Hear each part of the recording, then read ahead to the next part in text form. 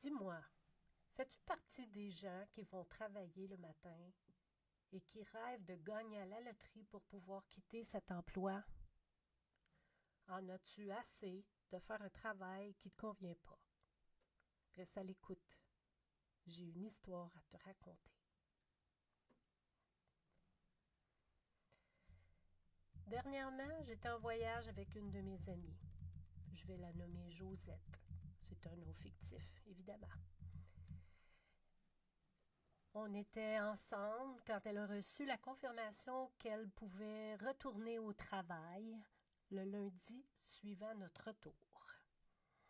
Josette était toute contente de cette nouvelle-là. Elle aime tellement travailler dans les serres, dans notre région. C'est là qu'ils font pousser des fleurs et des plantes pour nos jardins, pour embellir aussi notre plate-bande et l'environnement où on vit durant l'été. Mais le plus impressionnant, c'est la quantité de fleurs qui garnit les serres au printemps. Mon amie était vraiment heureuse de recevoir cette nouvelle-là et de pouvoir retourner au travail en revenant de nos vacances. On était chez sa sœur et puis elle ne comprenait pas son enthousiasme à mon amie. C'est certain que c'est un travail saisonnier, mais j'expliquais à la sœur de Josette que dans le temps où moi je travaillais en coiffure, j'avais hâte de retrouver ma clientèle puis de retrouver ma routine en revenant de vacances. C'est certain que quand on fait un emploi à temps plein pendant 50 semaines, c'est peut-être différent. J'avais la chance, moi, de travailler à temps partiel pour être plus souvent, moi, avec les enfants, avec nos enfants, que la gardienne. Mais je travaillais quand même plusieurs heures, là, les journées choisies. Mais j'ai toujours adoré aller travailler les vendredis. Je vous raconte ça dans un autre podcast. Donc, quand je revenais de vacances, j'étais tout le temps heureuse de retrouver mes petites clientes et puis de retrouver mes collègues de travail. Et ça me faisait vraiment plaisir de retourner travailler. La sœur de Josette a travaillé dans le domaine de la santé.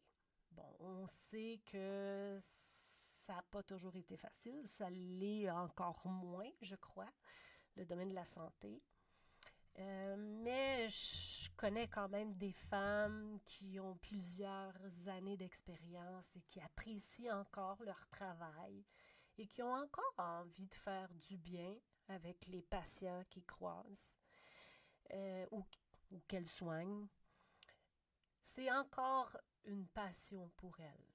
Bon, on s'entend qu'il y a beaucoup de choses qui clochent là, dans le domaine de la santé au Québec, mais quand même. Et les femmes auxquelles je pense, ils ont encore le feu sacré. J'aimerais te poser une question, ou peut-être plusieurs. J'aimerais ça savoir si tu t'es déjà demandé qu'est-ce que ça serait si tu avais choisi un autre travail, un autre métier. Surtout si ça t'embête d'aller travailler chaque matin.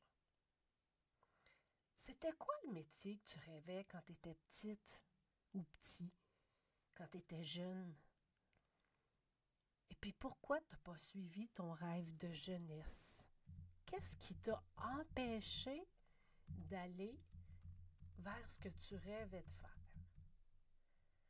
Avais-tu peur des jugements?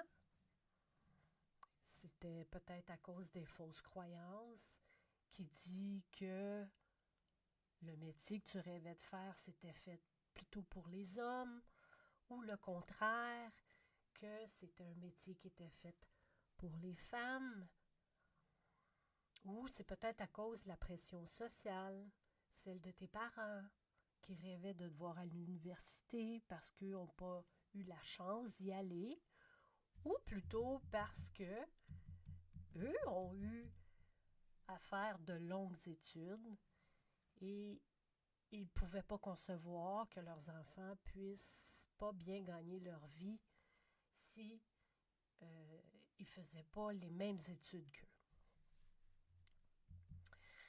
Il y a aussi la peur de manquer d'argent. On a parfois des grands rêves. On est prête à vendre notre âme pour y arriver. Bon, pas toujours, là, mais j'exagère un peu.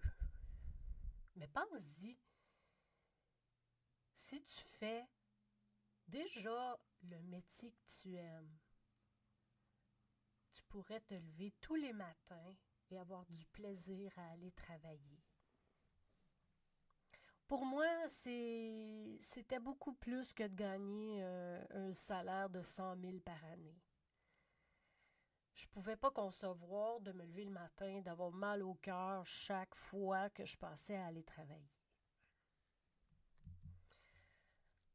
On va se le dire, là. C'est pas la grosseur de ta maison qui fait en sorte que tu vas être plus heureuse ou heureux. C'est pas non plus en te promenant dans un véhicule luxueux qui va te permettre d'avoir de vrais amis. As-tu vraiment besoin de gagner 100 000 par année pour être heureux? Si tu le fais puis que tu tripes ta vie, good, super, je t'applaudis. Mais si tu le fais et que tu es au bord de la dépression chaque dimanche soir à penser que demain matin, tu dois aller travailler, il faut peut-être revoir tes valeurs. Bien sûr, il faut être capable de payer ses comptes, de mettre de la nourriture sur la table, ça c'est certain. Mais observe quels sont tes plus beaux souvenirs autour d'une table. Est-ce que c'est ceux où tu étais assis sur une chaise de luxe avec des faux amis, à boire du vin dispendieux, ou ceux autour d'une vieille table en bois usé avec des gens qui te permettent d'être à l'aise en buvant une bière? Je dis ça, je dis rien, là. C'est à toi d'en faire le constat. Pour moi, être bien et heureuse dans mon travail, ça a toujours été une priorité, même quand j'étais jeune. C'était quelque chose d'ancré en moi et c'était non négociable. Bien sûr, j'ai foncé, j'ai tenu mon point, je suis allée au bout de mes rêves, celui de devenir coiffeuse et ouvrir mon salon. Encore aujourd'hui, je dois vibrer quand je fais un travail. C'est certain qu'il y a des points qui me plaisent moins en étant entrepreneur. Parce que moi, la comptabilité, c'est pas mes forces. Et puis, bon, il y a plein d'autres points là, que je pourrais vous nommer. Mais être entrepreneur apporte son lot de défis. Moi, j'aime bien relever des défis. Je sais aussi que c'est pas fait pour tout le monde d'avoir une entreprise.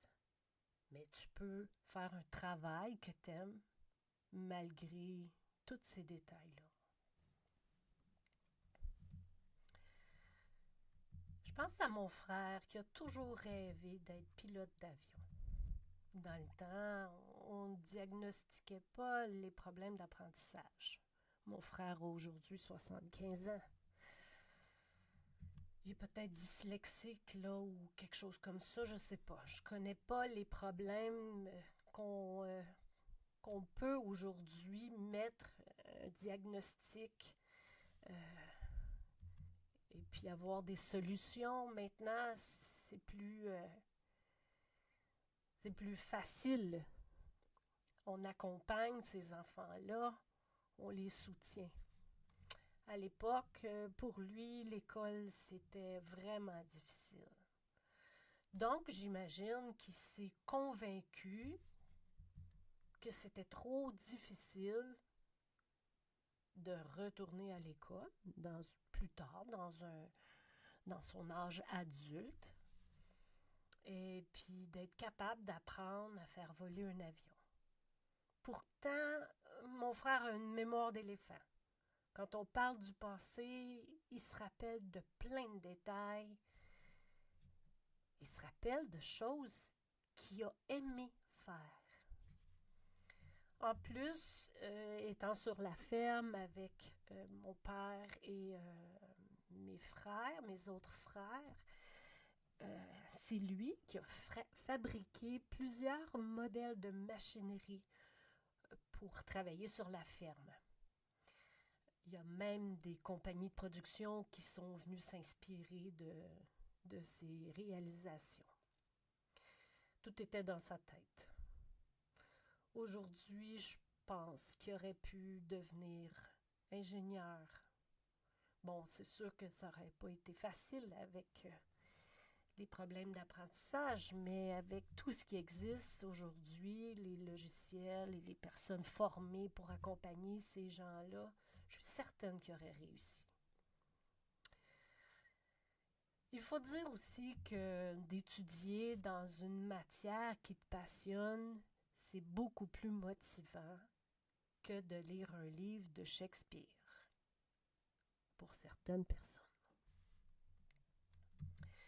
Donc, je reviens à mon amie Josette, qui travaille à faire pousser des plantes et des fleurs pour embellir notre jardin. Au cerf, ces temps-ci, elle fait des semis et des boutures qu'elle va avoir le privilège de voir grandir et se transformer devant ses yeux. Chaque jour, tout ça change. Son paysage va se transformer et après plusieurs semaines, elle va pouvoir assister à un spectacle, un grand spectacle d'éclosion d'une variété impressionnante de fleurs. Pour moi, ça c'est du bonheur. Puis, chaque fois que je la vois dans cette période de l'année, mon amie, elle est radieuse. Bronzée aussi, parce que oui, le soleil de fin février-mars lui donne un teint basané. Bien avant l'arrivée du beau temps. Elle fait le plein de chaleur avant nous et se nourrit de toute cette beauté que nous offre la terre. Maintenant que je t'ai raconté tout ça, qu'est-ce que tu peux faire de différent pour en arriver à avoir du plaisir au travail? Je ne veux pas te pousser à laisser ton emploi demain matin, mais si tu prends conscience des irritants, tu peux essayer de trouver des solutions au lieu de te faire suer avec une série de scènes désagréables qui recommencent sans cesse au travail. En plus de tout ça, ça a une répercussion sur ta vie de famille, à ton retour à la maison, et même sur ta vie de couple. Parce que c'est difficile de sortir de ces émotions négatives-là qui nous hantent et qui nous suivent jusque chez nous. Je me présente, je suis Manon Lambert, auteure, coiffeuse retraitée, conférencière et maintenant podcasteuse. Si tu veux en découvrir un peu plus sur moi, tu peux aller sur mon site web manon-lambert.com ou tu peux aller aussi sur Instagram. Je t'invite à t'abonner à mon podcast Ma Voix, Nos Histoires Et puis, si tu as aimé ce que tu as entendu, tu seras informé de chacune des nouvelles sorties de nouveaux épisodes. Dans le prochain podcast, je te réserve une belle surprise. J'aurai une invitée, une amie. En fait, cette personne-là, c'est ma muse, celle qui m'a inspiré le personnage de Rosalie dans le livre Nos miroirs, vos histoires. Alors, j'espère que tu as aimé ce que je t'ai raconté aujourd'hui. Et puis, je te dis à bientôt. Bonne semaine. Ciao.